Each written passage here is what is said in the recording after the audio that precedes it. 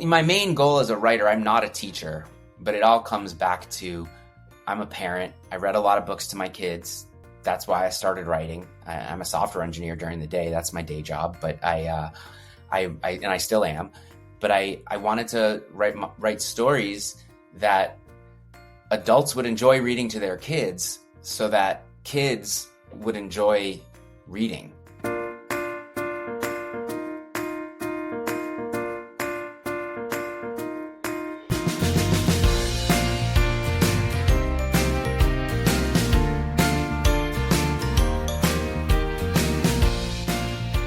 It's Human Contributorverse. I'm Josh Munkin, joined by my co-host Brandon Jennerette and podcast wizard John Seymour, and together the three of us make Team Versey.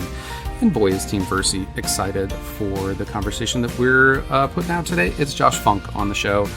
Esteemed Josh, accomplished and prolific Josh, author of 19 and counting picture books for, as he describes it, for parents to read to their kids.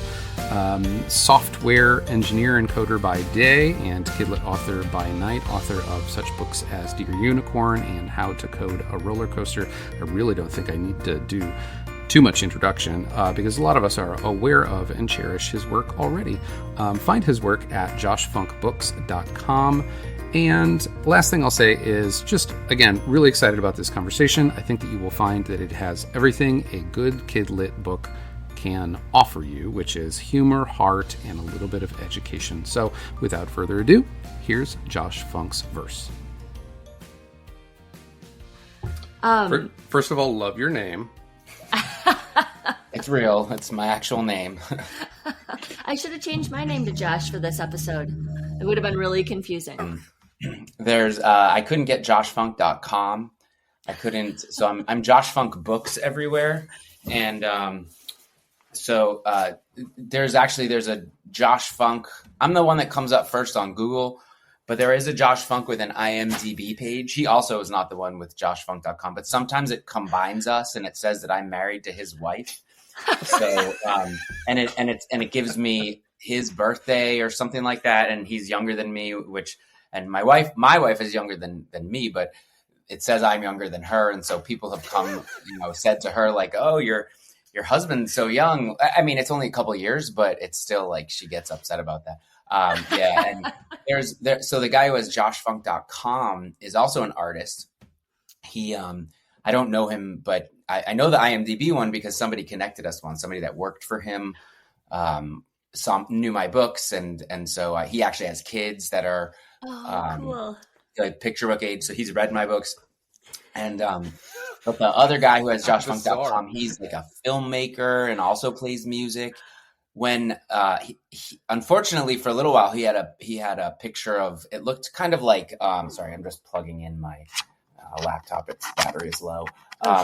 He had on his website a painting. It was like the Scream painting, Edward Munch, but it was like Marilyn Manson instead of the Scream, which is like double as creepy. Totally. So people that went to joshfunk.com looking for me and seeing that probably didn't go over well.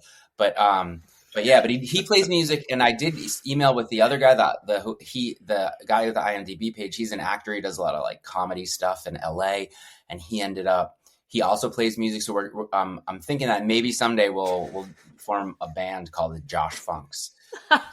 Yes. And it'll play something completely antithetical to it'll be classical. Yeah, right. Oh my gosh. This has to be something like a Spider-Man situation where the three of you get together and you're all pointing at each other like a meme. That'll be the first album cover. Yeah.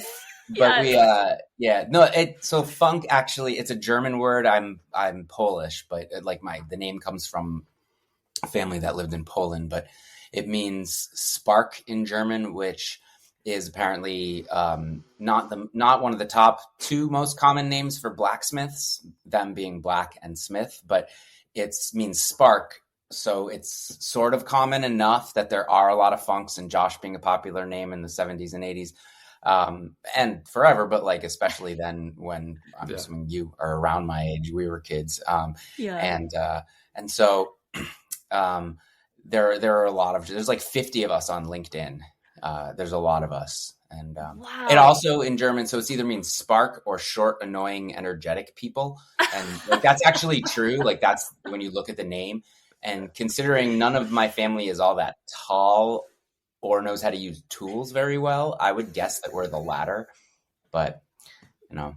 So they were, the Funks were the blacksmiths, gosh. or they were not the blacksmiths?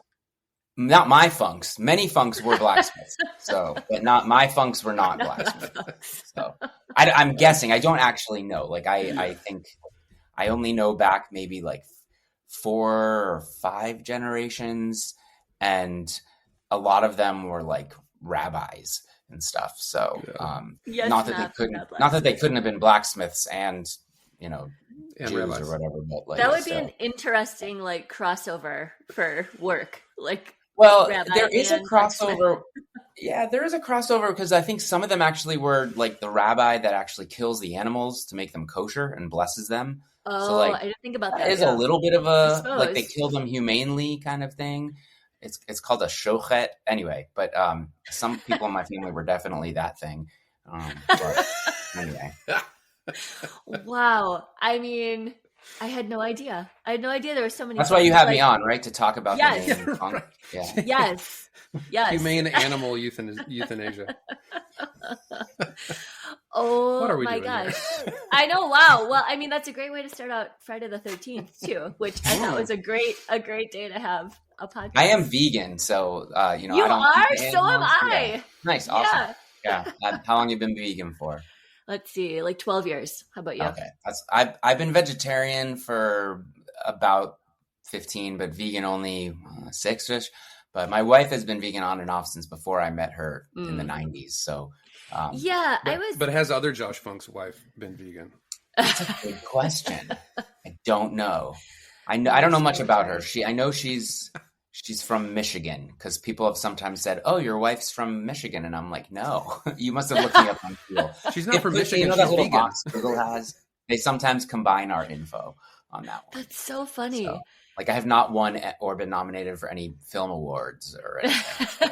No, but you could use the association to get your WGA union card, I bet. Yeah, I could. I mean, there are a lot of picture book writers who are, and writers in general, but kidlit writers who have, who are a part of the WGA, or even I've seen people posting on Facebook of late, or a couple months ago, but talking about how, like, if anybody ever reaches out to you, like, you might not be a member of the Writers Guild, but don't write for anything screen related, because that's not cool and things like that. It hasn't happened to me, but I have friends who've had books that have been turned into television shows and movies, and it does happen. It does happen. It's rare. It's like 1 in a million to even get interest in having somebody do something, let alone get to the point where it gets produced. And then even past that, how many times have I seen stuff getting produced and then canceled? I think the Spiderwick Chronicles, which they did make a movie of 15 years ago, but they were supposed to make a show for Disney and it got canceled, and now it was just picked up by Roku. But that was like a big thing over the last few months. I follow the authors and illustrators, Tony DiTerlizzi and Holly Black, on social media. So I saw, I think that was this week that I heard about it, but like, I don't know, the way my agency says it is, you don't start getting excited until you're literally sitting in a theater with some popcorn or on your couch watching anything streaming service. Yeah, Totally. Yeah. I've heard that too. Yeah, like so much money will go into like the back end of it, like production and getting set up and like all the stuff, and then it's like, oops, sorry, like we're done. Yeah, and sometimes they're getting made now and they get canceled because it's like looks better as a loss on the plus and minuses of the company. Like, oh my gosh, like I'm pretty sure Wings of Fire by Tui Sutherland is like mostly done and they canceled it. And so like it's a lot of them. It's like that. They've canceled a lot of that stuff. So, but so hopefully somebody picks it up eventually. Yeah. Stark reminder of the business that we're in. Yeah. Yeah, at every level, it seems similar. Like you get like it's just a roller coaster of like, yeah, this is happening. No, it's not. Like, yeah, oh yay, something else. It's like, oh, kind of, but not really.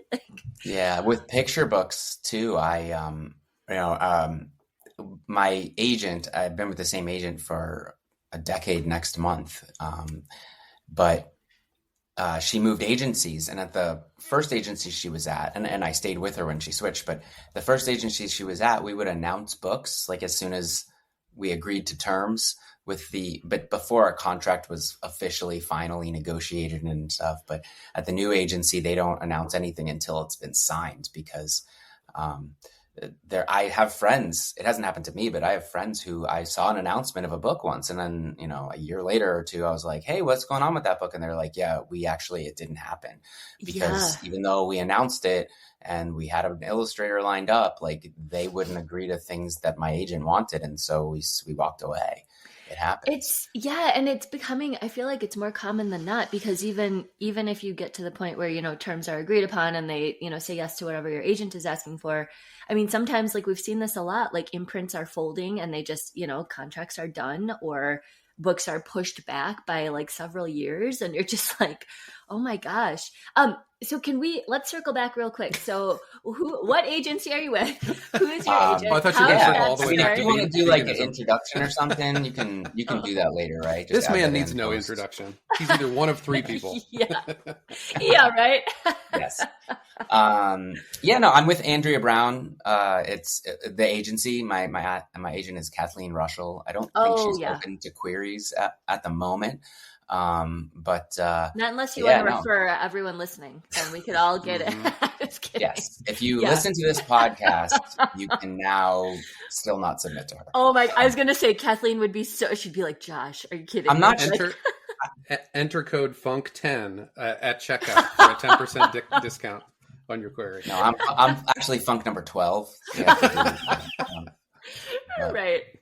I mean, it's been great working with her, and she's, I've been very fortunate that I have an agent that gets me, and that is a really good agent. And with a really good agency, and her old agency was great too.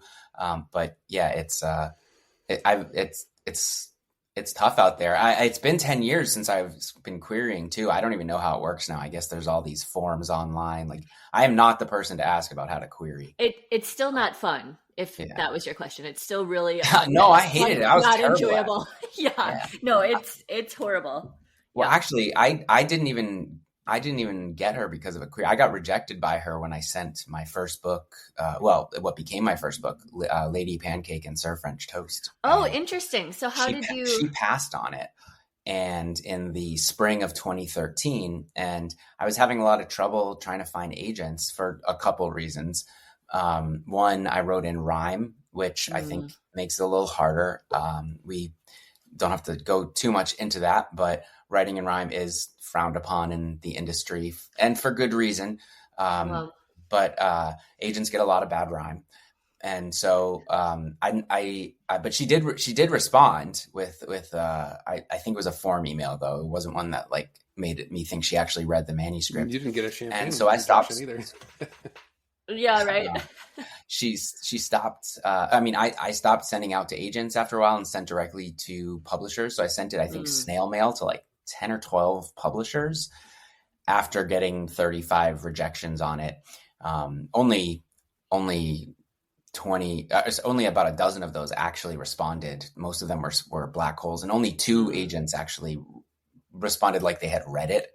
And like with a personal rejection. Yeah. And so I started sending to some slush piles, and it was 10 years ago this month that I got an email from Sterling Publishing, which has now been renamed to Union Square. Sure. They sent me an email saying, "Hey, we found this in our slush pile. We like it. We're going to take it to acquisitions next week." And I think that was sort of like a feeler email, like, "You haven't sold this yet, right?" Right. And I was like, "Wow, that's awesome." I remember it was October 30th because it was like the night before Halloween, and they sent it at like 8:00 to the editor who ended up acquiring it. And then 8 days later, on November 7th, they wrote an email saying, it was 4:30 in the afternoon. I remember exactly where I was. I was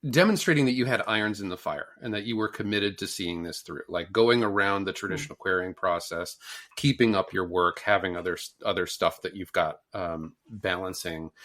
I think about that in terms of, you know, the advice that we get when we're querying being demonstrate commitment, show that you're an SCBWI member, show that you're a part of a critique group, that sort of thing. I wonder how much that had to do with Kathleen's comfort level with you. I think those two things both played a part. I think that having, you know, she negotiated the deal for Lady Pancake and Sir French Toast and got me better rights because I didn't know what to ask for. She maintained the film rights, which I wouldn't have known to do that. And I mean, they do that for all the books that I write if they can, and that the agency represents. She got me far more than 15% more of an advance. It was not a huge advance to begin with because it was a first book deal, but she got me 50% more. So, I think that having one book that she knew was a guaranteed deal, and, you know, her being relatively early in her career, she might have been agenting for close to 10 years, but part of it was being an assistant, and you know, I think at the time she still had a day job too. She doesn't anymore, but at that time she was still working at least part-time, maybe full-time, because until you have a large stock of clients that you're making money in more consistently, and you know, you can't be an agent full-time, just like I'm still not an author full-time. But so so there's that. I think that more so than my initiative, I think it was probably just that I had a lot of books that were in good stages that she liked. I think that when you're querying, the most important thing, like not being a challenging person to work with is good, being friendly, you know, and you know, but lots of writers are quiet or socially awkward. So agents know to look past those things. But I think that more than anything, it was having a lot of stuff. So when I sent her those 3 books, I said, these are the ones that I've got deals in. And she's like, this is great. Send me everything else you have. And so I did. I sent her at least 3 more stories, maybe 6. And I think of those 6, she's like, yeah, 3 of these are going to be really tough sells. One of them was about a dog adoption. And like, those are just hard because they're heavy. One of them might've been an alphabet story. And she's like, those are also hard because they're really tough to sell. There's, you know, a lot of them, it has to be real special for it to work. But she saw that I had other things that were in good situations. And that's something that at this point, you really need to have, at least for you probably need to have 6 to 8 or 9 manuscripts. If you're just a writer and not an illustrator, and if you are, especially if you're only writing picture books, 6 to 8 manuscripts that you feel are very strong, because the agent is going to need to have at least 3 to 4 that they love. And this goes for all agents. They're not going to sign you for one picture book. The advances aren't big enough. The scale of how much sales there are isn't large enough. And the chances that it sells it's tough. It's been a tough market the whole time I've been in it, but it's gotten a little more challenging over the last 3 years or so. It's not necessarily because of the pandemic, like when it initially hit, but a lot of effects that have come out of that. And so I think that for an agent to like, they're going to need at least 3 and maybe 4. I have friends who had an agent that really liked their first query in the book that they sent, and they said, send me more. And they sent, you know, a couple more, and they're like, well, I like the second one, but I still need a third before I can sign you. And, you know, a few months later, they third that I like. Right. And a few months later, they sent a new third, and they were like, no, this isn't right. And then another one, you know, but after 9 months and sending 5 more manuscripts, they signed because there was enough. And part of it has to do with the fact that if a book doesn't sell, if a picture book doesn't sell, then they can turn to the next one and try to sell that one. And if that still doesn't sell, they can try to sell the third one, and then you're still writing more. And so hopefully you'll have new ones that, you know, when it's time to go out on submission with something new, then you'll have something. And they obviously, they can't be sequels of each other, because if you can't sell book 1, you're not going to be able to sell book 2 or 3. So when you have those 6 to 8 manuscripts, they have to be not in a series. You can have some be in a series, but that won't count as part of your 6 to 8. That's only, 1. So when you said, Josh, so you had one that you had when you were querying Kathleen about a pet adoption, and you said, it felt kind of heavy, and so those are harder to sell. So it sort of feels like the landscape now is sort of more heavy, like it leans heavier. Like that's my feeling anyways, as somebody who writes stuff that's not heavy. It feels harder to get into. And it sounds like, though, it's starting to turn. Like I see agents asking for like more lighthearted, like fun stuff, because it's been kind of like heavier. Have you seen that too? Or do you feel that also? Or is that totally a bad read on my part? No, I think that you're making very telling facial expressions. No, I think that is a good read. I think that my agent has even told me, she's spoken to editors who are asking for funny things. I don't get the sense that they're actually acquiring them yet, but they're wanting to want them. Yeah. So, but I would say that while we see some of the things as heavy, I think that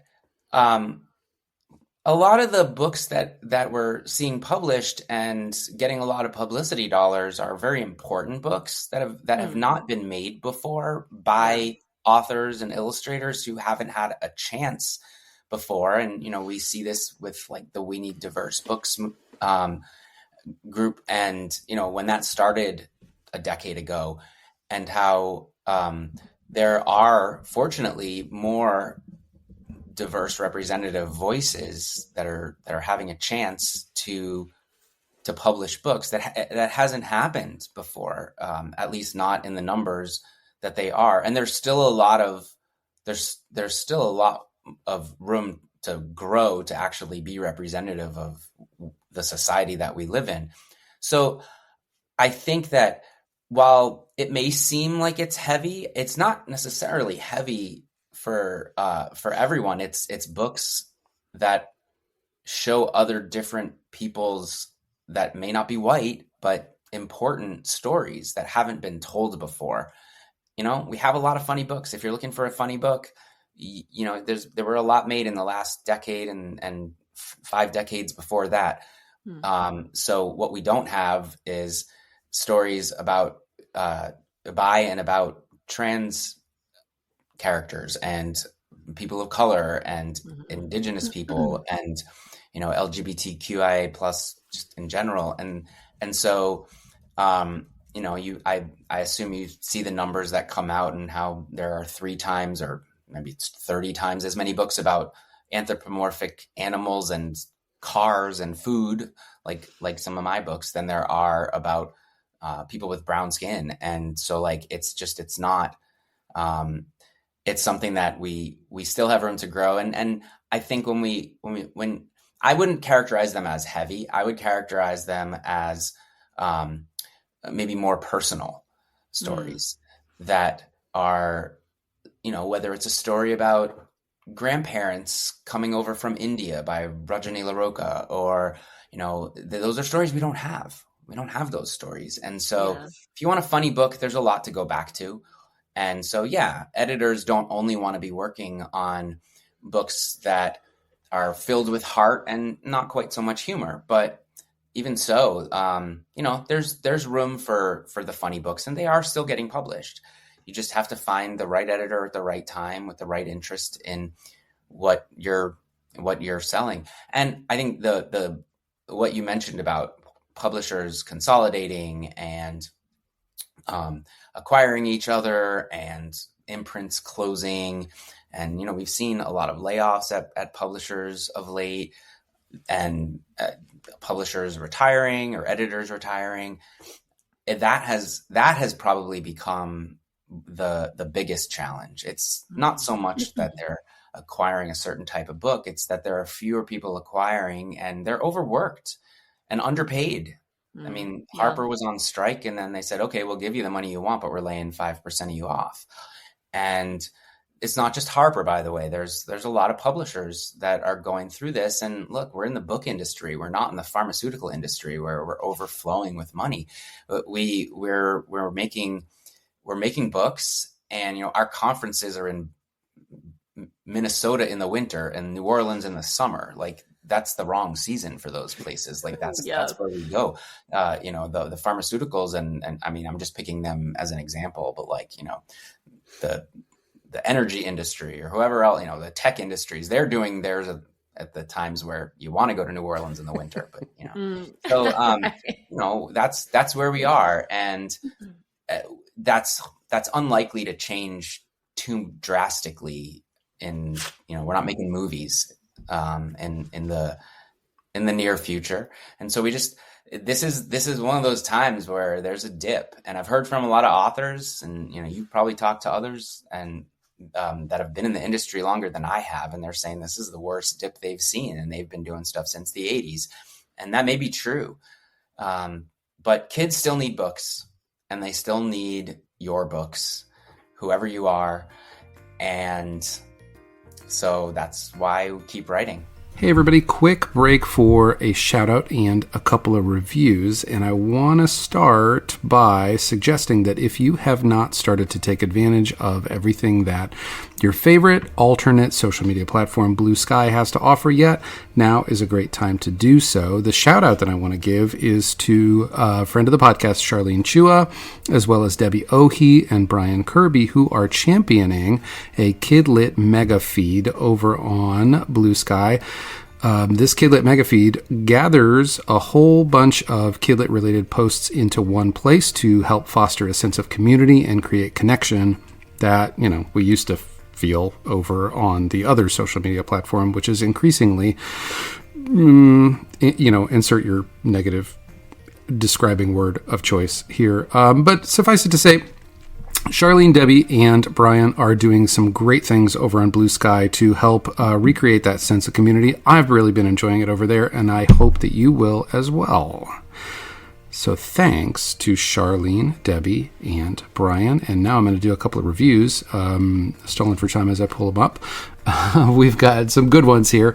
Brenda's review for this week is for podcast friend Steph Lucianovic and illustrator Chris Park's new book, Touch the Sky. I also love this book, and Brenna's reviews normally present me with new books that I have not yet consumed, but I love the copy of Touch the Sky that I own and have owned from day one. Okay, back to Brenna. Let's start with Park's illustrations. They are dreamy yet vibrant, exactly the way I remember, or Brenna remembers, her childhood. They're coupled with the perfect childhood milestone, learning to pump on a swing. Vern's fingers in the wood chips, the way he almost but not quite gets the pump from a quick lesson from Gretchen, and then how he does get it and passes on the skill at the end. I mean, chef's kiss, she says. I know a bit of this book's history, or Brenna does, to publication, and is so glad it finally made it through, and as am I. Okay, John's review for this week is The Mess That We Made by Michelle Lord, illustrated by Julia Blattman. This is a powerful, eye-opening book that addresses the pressing issue of ocean pollution to help readers better understand the devastation caused by the Great Pacific Garbage Patch. Julia's illustrations do an amazing job of capturing both the beauty of the ocean and the tragedy of its pollution. And even though the story begins with a doom and gloom overtone, there is a beautiful shift toward feelings of hope. This book also leverages the classic The House That Jack Built structure and is probably the best version John has read yet. John, in true form, gives this story 5 tons of removed ocean garbage out of 5. And for my review, our house is beginning to transition from picture books to early readers over here. Not me, obviously, but my youngest. I'm going to keep on reading picture books until they pry them from my sleeping hands. But I can feel my daughter finally beginning to transition to things that she reads.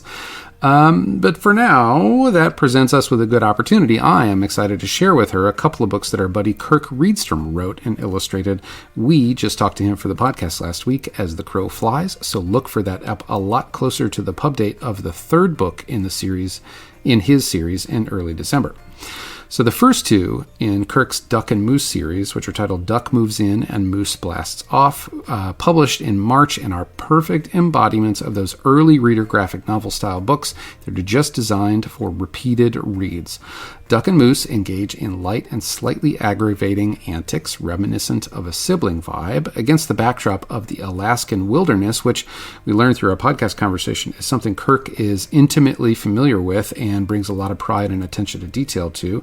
Kirk's art is distinct and really individualized, but parents like me might find it reminiscent of something like Calvin and Hobbes from that era. The third book comes out at the end of the year, so you have plenty of time to grab the first two in the intervening months, or if you, for some reason, are listening to this in December, grab it now, or anytime, really. Without further ado, that's enough of me, and now back to the other Josh. Yeah. No, I think those are all good points, and heavy. I just meant like sort of more meaningful topics. Yeah. I in no way meant like, I was, not, I'm sorry. not diverse voices. But I appreciate you making that point. I just wanted to make that clear, like for the listening audience. That wasn't my intention, but I just meant, I apologize if I implied dog adoption. No, that's okay. It's probably just me, but now we're getting heavy. Yeah, no. I like, dog adoption. Yeah, that's like a more heavy, like emotional topic. That's all I meant. And so I think too, like the audience, for a while it was primed for that. Like people were wanting that, to explore the more emotional heavy stuff because there was a lot of emotional heavy stuff going on in the world also. So like there's that piece. And then also, of course, like diverse voices, all of those different books and voices and people coming out. Like, we need all of that. Yeah. Well, Oh, go ahead. Sorry. Well, I was just going to take a slightly different tack and ask how you think about your own personal brand as a writer, because you don't write heavy. Well, I wish I knew how to write with a little bit more heart. That's I feel that, yes, because I'm always like, I know you guys want humor and heart, but I don't know how to give you that piece. Like I've got all humor. I've got all of the stuff over here. Yeah, it has to have that though. And that's the hard part, because the books that don't sell are the ones where it's missing that. And the books that do sell, I realize, I guess there was some heart in there and you can pull it out if you look close enough. And, I think that it's not easy. That's not easy for me is the characters, emotions and the heart of a story to make the reader feel more than just some chuckles is tricky. And I think that, I don't have any answers on how to make that easier. Like, it's one of those things where like, I talk about this in workshops sometimes and I don't focus too much on it because I'm not the best at it, but it's like things like, you want to show some character growth. And that can be the heart, that you see the change in the character. And as I'm saying this, I'm like, I never think about that when I'm writing. I should start doing that. Do as I say. Right. And there's certain things that like a lot of times I feel like, and it's not fair of me to do it, but is like, think about, well, the illustration will show that. It'll show their face. It'll show things like that. And it's true, it will. But you can't rely on that when you're just a writer. And so that like, there are things, for example, so my newest book is Dear Unicorn, and it's illustrated by Charles Santoso. And I've been so fortunate that I've been paired with amazingly talented artists. And Charles did some things in this book that I'm noticing now that I've never noticed, that he showed emotional character growth from just illustrations that was not in the text. Now I set up the world so that he could do that, but I just saw one so this book came out, I guess about 3 weeks before we are recording this. And I did a story time this past weekend, and I noticed something new that he did for the very first time while at the story time. And I'll explain. I know your listeners can't see what I'm doing here, but so Dear Unicorn is about a human and a unicorn who are pen pals, and they're writing letters to each other through a school project, but it's also combined with the art project. So they're mailing art along with each letter. And not only that, they don't realize they're writing to a different species. So they sort of misinterpret each other's letters throughout. It's a follow-up to Dear Dragon, which I wrote. It came out in 2016, and that one is illustrated by Rodolfo Montalvo. And that is probably my best reviewed book. And the interesting thing about that book is that people pulled the heart out of it that I didn't ever really intend. And I guess I kind of got lucky with that. So with Dear Dragon, it's similar. It's a boy and a dragon who are pen pals, and they're writing letters to each other. They're also writing them in rhyme, which at the time I was like, I'm only ever going to write in rhyme. I don't anymore. 10 of my 19 books are written in rhyme. Although my next 4 that are in the pipeline are all also written in rhyme. So, but you don't. But it's there. Yeah. So like in any case, in that book, I wrote it, and it was like, oh, a boy and a dragon are pen pals, and they don't realize they're writing to a different species. And when the editor acquired it at Viking Penguin, she said, I love that these 2 characters became friends, even though they have completely different backgrounds. And I was like, oh yeah, they do. I never realized that. And I wrote it, but I was like, that wasn't my intention. Like, yeah, they were going to become friends because like all my books are about friendship, which is, I don't know what that says about me, but whatever.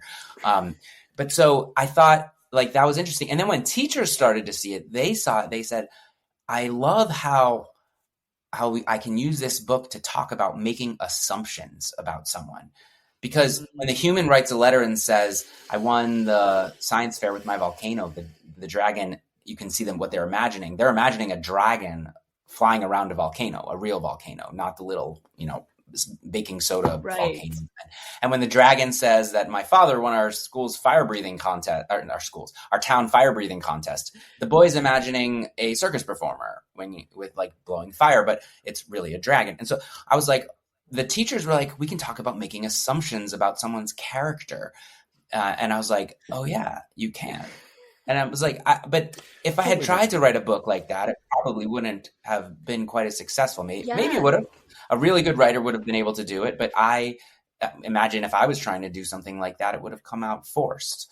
It's a good point about writing on trend also, that it's sort of a similar idea. If you try to write the thing that like you think teachers are looking for, at least for me, it's not going to work. It's going to come out super clunky and like really formulaic, and I won't be able to do it. But if I write the thing I want to write, I end up having these themes come out like sort of accidentally, like what you're saying. And it's like, oh yeah, like, hey, I did do that because like, we live in the world and like we absorb things and they just sort of come out. So like, you're lucky in that way that it works like that. But yeah, anyways. Yeah, no, you're right. And it was accidental heart for me, I think, a little bit. Yeah, I mean, I love that. But I also think some of that. I agree with you about writing to trends, both in education and in just, what publishing trends are, because if you really love writing about something and it happens to be a trend, cool. But like the odds that an editor is going to see that while that trend is still going on is pretty slim, because it'll change. And even similarly with education, like the education trends also come and go, and trends are even debunked sometimes. Like you actually shouldn't teach that way, or that, that phrase that people are using is overused and it's not meant to be used exactly that was it. Anyway, right. Those are kind of things that I think that in any case, that's kind of something that I agree. Don't write to trends unless you happen to love whatever it is. I mean, there were a lot of unicorn books like 2, 3, 4, 5 years ago. So mine is kind of on the tail end of I mean, they're evergreen. Unicorns are evergreen. Lots of things are evergreen. Back to school books are evergreen. Dragons are probably evergreen, but when I got the idea for Dear Unicorn, I was actually I was in line at the Slinky Dog roller coaster at Disney World with my oldest child, and it was in 2019, and I was like, this line is going to last forever. It was actually outside. It went so far, almost to the entrance of Toy Story World. If you know how Hollywood Studios That's works, significant. I Yeah, don't. yeah. Oh, okay. Josh knows. Yeah, he was Yeah, just it's there. very far. I haven't been. Yeah. It kind of snaked along like a fence barrier where they were probably building something on the other side or whatever. But so and I was like, but I'm in Disney World, and this is, it's awesome. Who doesn't love Disney World? And then we got to like a part of the line which I thought was like, oh, we're finally going to be there. It was actually the front of the line where the line started. It should have started, but it was so long. And like, I was like, oh my God, we just went around a corner and it's actually 3 times as long on the other side. Like what? That's an allegory for the publishing industry. Everything smells like cookies and it's warm in Florida, which is really the only good thing about Florida. But so true. And in any case, I was like, this is like a good picture book about pros and cons. I love perspective picture books and like ones with 2 different characters with different perspectives. And then I was like, I have one of those with Dear Dragon. And I was like, maybe I could do something similar with a character who's really positive and a character who's really negative. And I could build upon that world. And they're writing letters to each other. And I was like, well, what's a really positive character or creature? Because the human was always going to be the negative one. And I was like, I immediately was like, oh yeah, unicorn. That's bubbly, positive. And so I actually wrote the entire first draft of Dear Unicorn while in line for the Slinky Dog roller coaster at Disney World. I love that. Like did you write it like in your head or like on my phone, like in an app? Oh, okay. Yeah. I just curious because like I wrote it on my phone, and it was my daughter was there, my oldest child was there, and they were helping me, so I actually dedicated it to them. Oh, awesome! I love all of that. But yeah, I wanted to say now I didn't want to do poetry again like Dear Dragon, but I knew I wanted to do pros and cons, which was like a new thing, so that the characters were very different as opposed to they're actually very much alike in Dear Dragon, right? You could almost not even tell their voices apart because it's like the same guy who wrote it. But so in this one, I was like, well, that was always something that bugged me about it, like you know what? I have books like that too, where I go back and I'm like, is this like, are these just the same? Are these dissimilar enough? Are people going to know? Like, cause I can tell. Cause you wrote them all. Exactly. Right. So, I'm like, this is the same voice.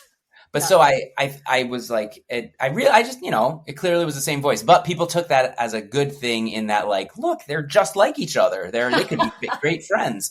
So, so it worked in that case, but in this one, and it had to be different. And, so I was like, well, what else could they send besides poetry? And I thought art would be fun. And that's a good way for them to express themselves. And it's also a good way for them to show how they see the world. So the human, her name is Constance Nace Air. It's a hyphenated last name. She has 2 moms, so you can't read this book in Florida now, which is where I wrote it, and it's kind of ironic. But in any case, love that you gave her a hyphenated last name. I love that. That's like such a great characterization. It's Nace Air. Yeah, so it's like Nace Air. So anyway, so she writes. She thinks takes art very seriously and thinks it should be in museums and doesn't want to send it in the mail. And then the unicorn's like, oh, I hate museums because they're so stuffy and things like that. And they still misunderstand each other here and there. The unicorn at one point breaks her horn, and then the human says, I take clarinet lessons on Tuesdays. And so, but there are things that Charles Santoso did when he illustrated this book. In fact, I said to my editor that we need somebody who has multiple different art styles, because they have to have the style of the book, but it also has to have the style of a fancy kid artist. And it also has to have a style of a, bubbly, happy unicorn kid artist. But then they also have to sort of merge over time and maybe even cross. And so I was like, we need a Charles Santoso type. We need a Charles Santoso type. And he is brilliant. We had him on the podcast a couple of weeks ago, and I love him. Shout out to Charles. We had such a delightful conversation with him. Like he's the best. He's great. Not only just because of his awesome Australian accent. Right. No, but he's like a genuinely just like sweet, kind person, and he's like so positive. Like he just emanates this like jovial spirit. I am such a big fan. Yeah, I've watched video. I've actually never spoken to him, I don't think, but I've seen his videos on Instagram. Definitely Yeah, give yeah, him a yeah. follow, where he draws stuff, and then he also, but we message a little bit on Instagram, but not really about the book. I mean, that all goes through the Yeah. publisher. But Yeah, right. but he did a few things that, and I'm sure that, sometimes an illustrator will add something to the story, like they'll add two mice that are on every page and they have their own plot going on, and like maybe it's related, but maybe it's completely unrelated to the rest of the story. He added some things that show character growth that I never told him as an illustration note that should be done, but it adds so much depth to the story, especially on rereads, because like I said, just noticed one for the first time last week. But they send 5 letters to each other throughout the year, so it's not a lot of back and forth, but and it's kind of like, when you're having a chat with someone and you're talking about 3 different things, and like you'll respond to the 2 thing back, and like instead of the one thing, it's always been something like, but they're always discussing multiple things in each letter. But so the character, the first thing I noticed that kind of blew me away was the human goes and helps out at a cat shelter or an animal shelter, and is trying to paint on their letter, the art that's going with their letter, and is looking very cranky, surrounded by cats in a room full of cats. And one of the cats even like puts a paw print of paint on the picture she's drawing, which clearly annoys them because, she's giving them an evil eye. But then you turn to the next page and she adopted that cat. Like, Aww. That was not in my story. She adopted that cat, and that shows so much growth. I didn't notice that till the 10th time I read it, when I saw his sketches. Charles. And so the fact that she adopted that cat shows so much character growth. I didn't write that. I mean, yeah, I set it up in the story that she was with some cats, but I mean, that's all him, but it is not like an unrelated plot. It actually, I also didn't say like a one particular cat makes a paw print on it. I think the letter said something like, I hope you're not allergic. There might be hair and fur in the paint. But like, he not only made this cat that I just thought it was funny at first, is making a paw print. He had them get adopted, and that I noticed a while ago. But then the human is always writing on white paper, and their favorite color is blue. But the unicorn actually writes on blue paper at first, which is like, my favorite color is also blue. And you see, the unicorn's writing on blue paper in the first letter. The second letter is on like pink paper. But the humans continues to write on white paper until the 4th letter. She writes on blue paper. And I didn't notice that. And that's an intentional thing that Charles did. He's showing character growth by she's actually changing and writing the letter on blue paper this time. And like these tiny things that I didn't even notice. And I've read the book more than anyone in the world. I'm 100% positive of that. And but it's just like it blows me away that like I didn't see that at first. And then on that 5th letter, it's a white paper again, but it's like got all these designs on it, which the unicorn had been doing the whole time, putting designs on the actual letter, but Connie hadn't. And like, these are things that show character growth and are not in the story, but he took the words that I wrote and just not only did amazing illustrations, but he did these things that like blow my mind. They blew my mind, and who knows what I'm going to find next, because there's still more things that these are things that in fact, using the color blue is what I saw last week. I turned 2 pages later, and today was the first day that I just noticed. You heard me say there's designs on the letter. I'm holding it up now. I just noticed that about 45 seconds ago. So, as being a thing that she's doing to show character. And so like literally happened again today. I saw a new thing that he added that shows character growth and heart that he added. Like it's just. Okay, go ahead. Well, I was going to. I have so much to say. Maybe we're going to ask about the same thing, maybe not. But I mean, as I write and think about manuscripts that I work on, one of the things that I love most is play with perception and juxtaposition. Are there things in your work that you do not state explicitly but plan on, or do you leave enough openness in the manuscript to allow for that? Formatting and structure wise, I guess I'm curious how you approach giving the Charleses of the world, free reign to grow your manuscript. I think I understand the question, and feel free to elaborate if I'm off. But I don't put too many illustration notes in. In fact, the first 3 books that I sold had 0 illustration notes in them, because you're not supposed to do that. Now I definitely put some in. And I think part of it is that, an editor is not going to not read my manuscript because of illustration notes. They're going to have received it from my agent, and they may still not bother reading the manuscript. Don't get me wrong. But it's not going to be because of illustration notes.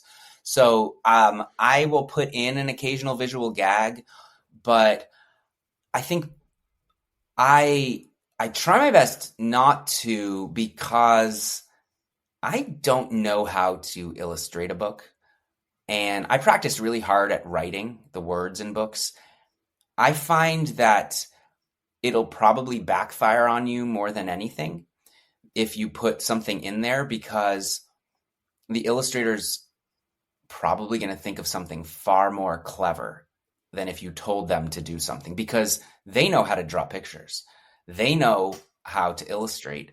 And if I said something, I would be constricting them to doing what I suggested. And why would they listen? I wouldn't want to listen to me, because I don't know how to illustrate a book. I have no experience doing that. I have experience making books. I've now have 19 books that are published and a few more on the way. And so when my first book came out, they didn't ask me for feedback, and I had nothing to give. If I did, it would have been arbitrary and based on nothing. Now I have some sense of things, but usually it's not about the illustrations. It's more about 2 things. Either the text needs to change because the illustrator already drew something, and we don't need that in the text anymore. It's there. Or the design potentially could change in that, usually it's like something should be moved from one page to the next just so it reads better, or something like that. So for example, my very, very first book, Lady Pancake and Sir French Toast, you get to the page where at the end they're racing for the last drop of syrup. Neither one of them gets it. Baron von Waffle gets the syrup at the end. And so now when you turn the page and you see Baron von Waffle for the first time, there's a page like, oh my gosh, it was empty. But you turn the page and it says, licking his lips with a sneer that was awful, out of the shadows crept Baron von Waffle. And the way I read it out loud now is that I read the first line and a half of that on the previous page. And if I were to publish it again, or have I don't even know if it would have to, it wouldn't be another printing. It would have to be a different edition or something. But I would put that all there. I would say, licking his lips with a sneer that was awful, out of the shadows crept, ... turn the page, Baron von Waffle, because you're already staring at him while you're looking at the page while I'm saying these things. It's not a surprise to say Baron von Waffle. You want the surprise to be when it says that. But I didn't know that at the time. That was my first book. I didn't know that I should have said that. I didn't even start reading it that way until about 2-3 years later. But I know now. And so that's something that only can come with experience. And so I'm not upset with myself for not knowing that. How could I have known? But that's the kind of thing that I changed. But as far as giving illustration notes, Brendan Kearney, the illustrator of Lady Pancake and Sir French Toast, he always, not in the first book, but starting in the second book in the series, he's always made up a funny band name that's on this wordless spread at the end where everybody's just having a party. And in book number very Bob's Burgers. I love that. Yeah, well, he's got in the case of the Stinky Stench, he put in Spuddy Holly and the Croquettes. In Mission Defrostable, he added the Peach Boys. In Short and Sweet, he actually had a whole festival poster on one of the walls where he put a bunch of bands, but the band that actually is playing is Juice Springsteen. It's a juice box. But he had a bunch like Lunchbox 20, Paul, Apple, McCartney. There's the Food Fighters. And so, but then in the fifth book, it's The Great Caper Caper, which came out last fall. I love that one. Series. Yeah. So it's a Lost Veggies heist. It's basically Ocean's 11 in the fridge, but instead of breaking into a Las Vegas casino, they're breaking into a Lost Veggies. I don't know if it's a casino, hotel, whatever. But and I was like, well, I don't know. I don't know if Brendan knows enough about Vegas to come up with a funny band. I'm like, who plays in Vegas? I was like, Celine Dion's in Vegas, maybe Celine Dion, but that was meh. And then I was like, oh, doesn't Barry Manilow have a thing? We could go with Barry Manilow. And so that's what I suggested. But I wish I hadn't, because I'll bet if I left it up to Brendan, he would have come up with Elvis Parsley. And a student asked me, are you ever going to put Elvis Parsley in a book? And I was like, oh no, that's such a bummer, because Elvis is probably the best person to have for Vegas. And parsley is an actual vegetable. Berry is not. Berry's a fruit. So unless berry is a vegetable, like tomatoes are fruits, but whatever. Right. In any case, Elvis Parsley is way better. But I said Barry Manilow. And so I didn't leave it up to him. Now, I don't know that he would have thought of Elvis Parsley, but I'll never know if he would have, because I told him what to do. So you're better off really not pigeonholing or constricting anything the illustrator does, because you're only gonna stymie their creativity. And why would you want to do that?